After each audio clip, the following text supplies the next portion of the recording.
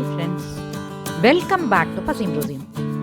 இன்னைக்கு பசிம் ருசிம்ல இட்லி தோசைக்கு சூப்பரான ஹெல்தியான நெல்லிக்காய் சட்னி எப்படி செய்யறதுன்னு பார்க்க போறோம். வாங்க பார்க்கலாம். மிக்ஸி ஜார்ல 3 பெரிய நெல்லிக்காவை துருவி சேர்த்துருக்கேன். இது கூட 2 பச்சை மிளகாய், 10 சிகப்பு மிளகாய், ஒரு குட்டி லெமன் சைஸ் புளி, ஒரு பீஸ் இஞ்சி, 5 குட்டி பீஸ் தேங்காய், கொஞ்சமா கருவேப்பிலை, கொத்தமல்லி, புதினா, உப்பு, கொஞ்சமா தண்ணி சேர்த்து அரைச்சி எடுத்துக்கணும். சட்னியில் நெல்லிக்காவோட ஸ்மெல்லும் டேஸ்ட்டும் டாமினேஷனாக அதிகமாக இருக்கிற மாதிரி ரேஷியோஸ் எடுத்துங்க எல்லா திங்ஸும்.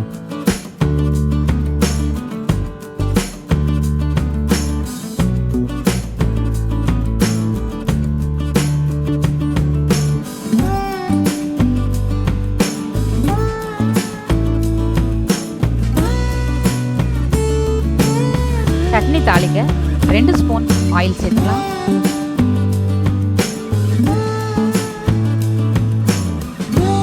ஆயில் ஹீட் ஆன பிறகு 1 ஸ்பூன் கடுகு, 1 ஸ்பூன் உளுத்தம்பருப்பு, 1/2 ஸ்பூன் பெருங்காயத்தூள், 1 கருவேப்பிலை கொத்து எல்லாம் சேர்த்து ஃப்ரை பண்ணிக்கணும்.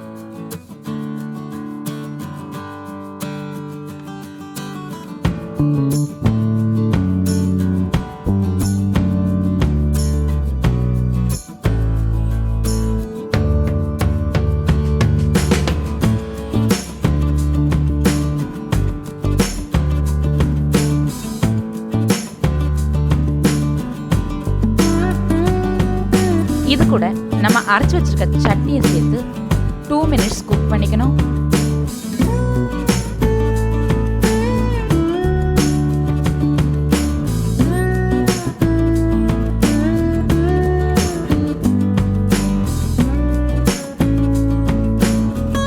இது மாதிரி எண்ணெய் பிரிஞ்சு வரும்பொழுது ஸ்டவ் ஆஃப் பண்ணிடலாம்.